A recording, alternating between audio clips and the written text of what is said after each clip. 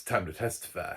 I'm John Stark from ActTheMovieGuy.com, your favorite blind film critic, and we're going to talk about The Testament of Anne Lee. On Lee. Uh, the Fox Searchlight title that failed to gain any Oscar nominations this season, despite being directed by Mona Fastvalt, who was partner to Brady Corbet when they made The Brutalists together the previous year, which did quite well for itself in terms of Oscar nominations and one for Adrian Brody. So, The Testament of Anne Lee is based on a true story of the leader of the Shaker movement, and it's a period musical.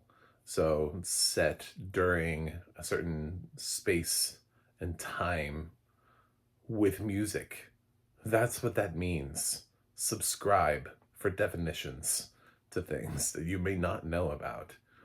Amanda Seyfried plays Anne Lee. Here in the cast, we also have Lewis Pullman, Thomasin McKenzie, Christopher Abbott, and Tim Blake Nelson are sort of the more recognizable supporting faces in this film. And it's a powerful performance from Amanda Seyfried. I think it's probably her best in film. And this is not the first time I've seen Testament of Anne Lee. Fox Searchlight made sure to get me this title for awards consideration back in December, before it had even hit its limited theatrical engagement around Christmas. But they didn't include audio description because Disney doesn't do audio description on their screeners for anything. So I had to wait. I didn't want to review the film because I felt like I was missing a lot, which I was. I would not have, if there was a gun to my head and I had to do a review at the time, it would not have been fresh because it wasn't like a wonderful experience to sit through this movie without audio description.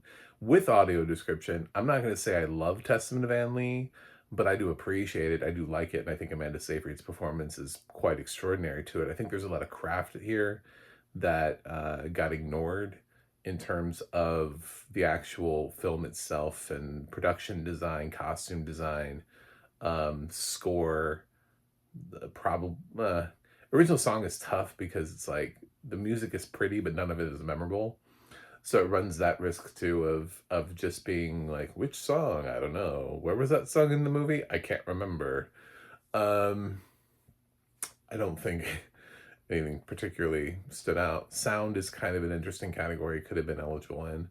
So, I mean, there's stuff here that it could have been in play for, and it just wasn't. For Seyfried, I kind of wish this was her Oscar nomination because she's so much better here than she was in Mank. I hate the fact that Mank is her Oscar nomination. Like, it's such like a whatever performance from in a like film that nobody's gonna really think about like in 20 years. What was Mank? Like if you look at some of those categories in like the 70s and 80s and you just see some of these films, you're like, what are these? Well, yeah, that's gonna end up happening in the 90s. We're gonna start looking at some of those films, and I don't remember that film. What was that? I don't know. So with the passage of time, you start forgetting these smaller movies. And I think Mank is going to be something that, despite being directed by David Fincher, is just going to be something that I don't think streaming movies hold up as well unless they're really big, unless they sort of transcend. Something like Guillermo del Toro's Frankenstein may end up lasting simply because of del Toro's fan base and the IP that it's based on. But Mank does not have that. Mank is based in cinema, based in the idea of the golden age of Hollywood and all that kind of stuff. So I don't see it. So but because she's already been nominated, I think there was less of a immediate push to get her a nomination this time around. And the film wasn't doing too well. It's gotten mixed reviews, mixed reception. So Amanda Seyfried did not make it. It's amazing to think of where she's at now, because in the earlier part of her career, I didn't think she was that great of an actress. I mean, I love her in Mean Girls, but then she kind of came out of that and started doing some things that were really lightweight material, not asking too much of her. There wasn't really anything there to suggest Oscar nominee, like future Oscar nominee. So she's really had to work at it, and I've seen her do some really wonderful stuff in television in series like Long Bright River, which she's exceptional in. Um, and obviously her Emmy-winning stuff in The Dropout. So, uh, yeah, it's she's so mature here. She's really grown into herself as an actress, and playing Anne Lee is such like a role for her. And it's the first time where I felt like her voice is being utilized correctly. Like we try to put her in Les Miserables, and it just doesn't. Her voice just doesn't fit in Les Miserables. It's not intended for Les Miserables. That is not the musical she's supposed to be in. Mamma Mia was like less offensive because it was like whatever, I guess. But yeah, she has this really lilting voice. And for the kind of music that the Testament of Anne Lee has, it actually is more complimentary to her style of singing than it is the others. I saw her do a piece about Wicked and how she had spent, I guess she was in the running to play Glinda for quite some time, and did like 3 rounds of callbacks for it and trained for like a year and came really close and then was really upset that she didn't get it. And it's like, I never would have had you that close to Glinda to begin with. I don't understand the people who are, you know, she would have needed some serious vocal lessons to be able to push out the kind of voice. She has kind of a breathy, airy voice that doesn't really suit the music theater style of Wicked. So it's a weird. I can see personality wise why somebody would think that, but when you hear her actual singing voice, she feels like she should be in more like folk musicals, like I don't know if I'm trying to think of specifically a musical that she might be good in. Bright Star. If they ever did a musical adaptation of Bright Star, I bet she'd be good in that. So, um, but she's good in this and great in this actually. The supporting cast, I don't know that it really supports them well enough for any of them to pop out and stand out. They all just kind of have scenes and moments, and it's hard to say anybody really stands out. I did, through an audio description, learn a little bit more about William, the character played by Louis Pullman. Um, but that was about it. It didn't really didn't really change the way I felt about anybody's performances in this. So, this is the Amanda Seyfried show. Mona Fastvalt as a director, I think this shows that she has style and technique. Just may not have an idea how to make the film quite as interesting and intriguing and riveting as something like The Brutalist that Brady was behind, and she was sort of the second on. Last year was interesting because we also saw the flip with Left-Handed Girl, and Sean Baker took a step back so that his female sidekick could end up directing her feature in Left-Handed Girl, and Brady Corbet did the same thing here with Mona Fastvalt taking a step back and letting Mona take the lead. So it's an interesting duality, and both films fell short of Oscar nominations, which is unfortunate because it's not like the female counterparts to these male directors are not talented. It's just their films were smaller and just got ignored. Left-Handed Girl got sort of squashed by the neon army of international titles, and Netflix tried to push the Taiwan entry. It did get onto the short list. It just didn't get one of the 5 nominations. So, with Testament of Anne Lee, it's long. It's not particularly exciting or happy. It's not, it's nothing that you want to revisit over and over, in terms of life affirming, in terms of having the kind of great ending. But for a historical epic drama, it works really well because if you don't know anything about the Shakers, this film takes you through that movement, introduces you to Anne Lee, and defines who she was and why she mattered in history.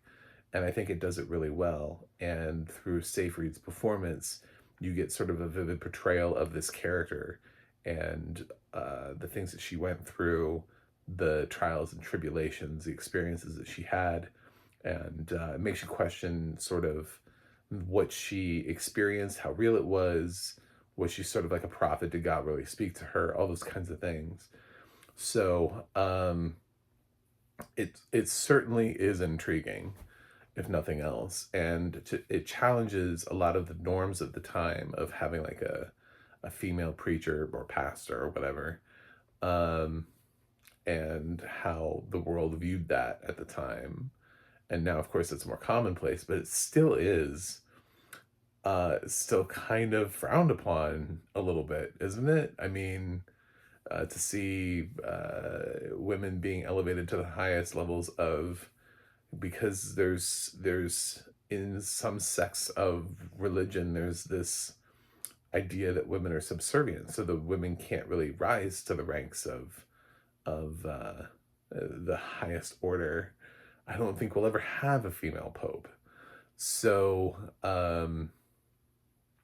there's always going to be some gender inequality in religion because the way that the text is interpreted by men is that there is some sort of light gender inequality suggested through the text in which they are the ones entrusted to interpret, to feel the message and to send it out into the world. Like, no, it's not intended for you to be. That's not, no, yeah. And John 7:14 says, like, no. So, but it does show that women can be compelling vessels for scripture and for messaging, and gets quite a little following for herself. It's also working as a historical epic in so much that they end up moving to America and sort of find their way in this new religious freedom world. Is it really religious freedom? What's that like? People still think they're weird, all that kind of stuff. So they have to try to find a place where they can exist. And then like war finds their area, and unfortunately Anne Lee doesn't live to be the age of like 95, so the movie ends up cutting us off at a certain point. It's a deeply depressing film at times, especially towards the beginning. There's like a segment where it's a little reminiscent of Hamnet, uh, where Anne suffers quite a bit, and then she suffers some more, and so I understand a lot of the frustrations that people have with the movie and why people aren't like super excited to embrace the Testament of Anne Lee, because even though something like The Brutalist has moments where it's just not that happy of a movie and has some subject material that's darker in tone, it's not, there does feel like there's some sort of like reward, like within the film itself, that there's still some sort of optimism and reward within the characters and within the film. So with Testament of Anne Lee, it doesn't really ever feel like that. It always feels like that these are ill-fated people, and this is an ill-fated character that's headed to her own demise. So at some point, in inevitability. So it's something that Mona can't shake. I do think the craft is there. I think there's a lot to accept in this movie. One of the reasons I didn't review it also was because even though I would have leaned rotten, it was leaning rotten. You know what I'm saying? Like sometimes with films, I skip reviewing them because I want more context, because I want the grade to suffice.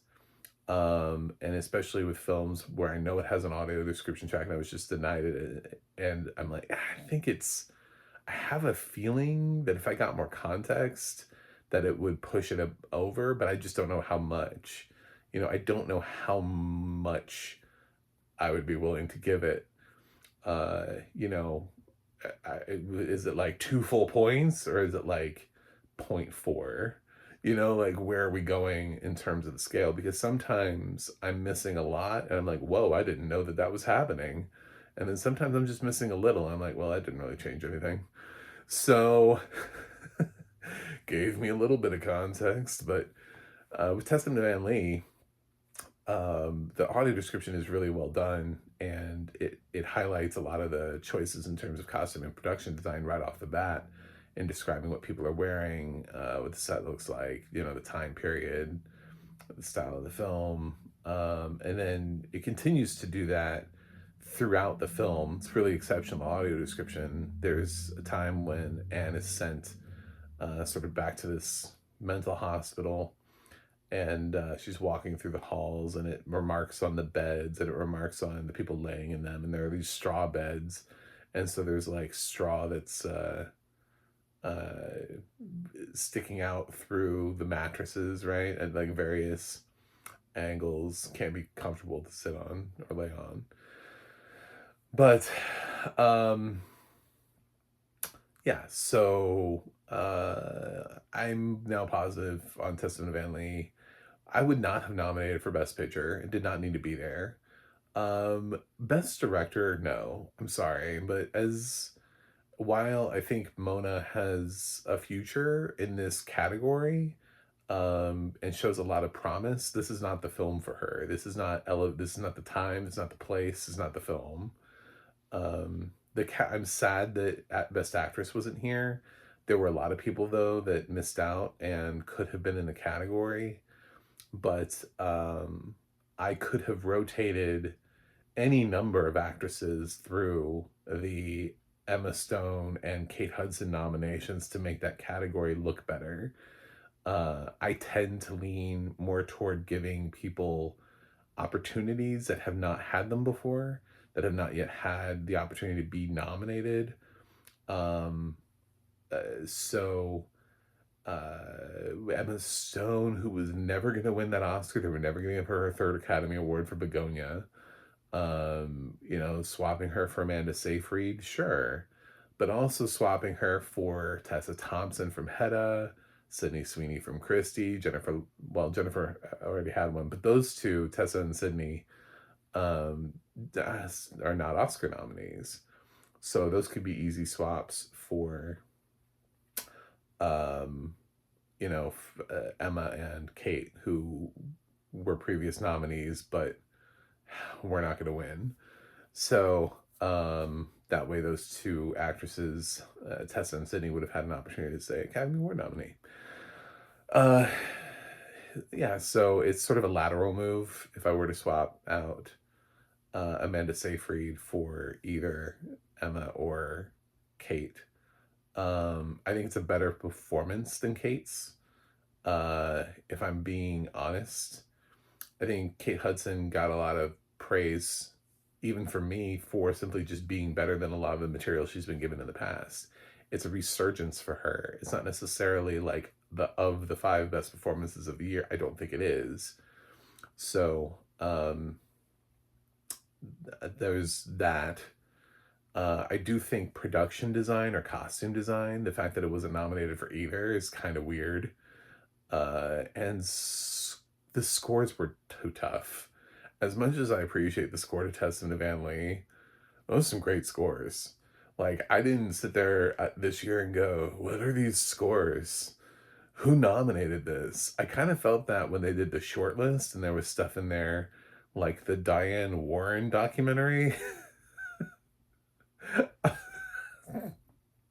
in score. um, but so stupid. But when we get down to the 5, it's like I don't know that I'd take away one for Testament to Van Lee. I mean, I like Testament to Van Lee, but those are 5 great nominees. So probably like a production or costume design nomination, maybe Amanda Seyfried for Kate Hudson. I don't think it needed to sweep the Oscars. It's just weird that it wasn't nominated at all. It's even weirder when you think about the fact that Fox Searchlight managed to get 0 nominations. They had 3 pretty solid titles in Rental Family, Is This Thing On, and Testament of Van Lee, and they walked away with nothing. So I think the people who did the Oscar push this year are probably not going to be doing the Oscar push next year. It was just, I felt like just the way I was getting access to titles earlier on, there wasn't, you couldn't tout it the same way as others. Like some studios, they give you their films and they give you the push earlier on, and it's easy to grab a film and run with it. But others, it's not so easy. And then you're like, where's this film? Am I gonna get a screener for this? I've seen everything else, still waiting on blank, you know. So a lot of people surmise that the reason why Testament did not do well at the Oscars was because it was so kind of like late in stage and also not amazing. Um, so if somebody loved this and this was their favorite movie of the year, kudos to you because you have a very specific style and taste, and wonderful. And obviously, you don't need happy movies in your life. Not that I do. My favorite movie last year was The Plague, which I don't think was a happy movie, but it hit me specifically in a way. And I suppose it's possible for something like this to hit somebody specifically in a way if they can relate to Anne Lee on any level. I don't know who those people are, but maybe. So, should you see Testament of Anne Lee? If you like Amanda Seyfried, you owe it to her. Like, if you're an Amanda Seyfried fan and you've been growing, she's been growing on you, and you think she's been doing better and better, this is arguably her best work in cinema ever. It's I can't think of anything that has come this close where she's been this good before on film. Now in television series, because she has two fantastic limited series that she's done, it becomes a little bit like, oh God, what is her all-time great? Because she's so fantastic in The Dropout, and she's so fantastic in Long Bright River. The maturity that she brings and is starting to bring to her roles is really paying off for her. That I don't know, but it's definitely her best film work. So, I would recommend it. It doesn't have a robust reason to support the ensemble cast. It's a little long. The music, while interesting, is not memorable. I felt that now twice, now that I've seen the film twice. I did love the audio description track for the film. I think the film is a case for continuing to let Mona Fastvalt direct things that are interesting and intriguing and have projects. But I wonder how long they'll let her go with large budgets. I wonder what kind of budget she's going to be able to get if she's going to make these sort of artistic projects that have limited appeal and aren't broadly appealing. So Christmas is a weird time for this movie to open. Also, by the way, hot take on that. Like, this is not a Christmas movie. It's not, I mean, it's just not a Christmas movie. Like, if somebody read it because they were like, ooh, it's about religion, we could open this at Christmas. No. That was the wrong call. So the limited theatrical release at Christmas time just allowed it to be clobbered by, it should have opened probably like 2 weeks earlier in limited release so that way it could breathe in New York and LA before Christmas time and the onslaught of films. So yeah, I'm gonna give The Testament of Anne Lee a 6.6 out of 10. I'm fresh, I'm not super fresh, I'm not beating your door down and being like, oh my God. But I am fresh. So thank you for watching. Thanks for subscribing, and I'll see you guys on the other side.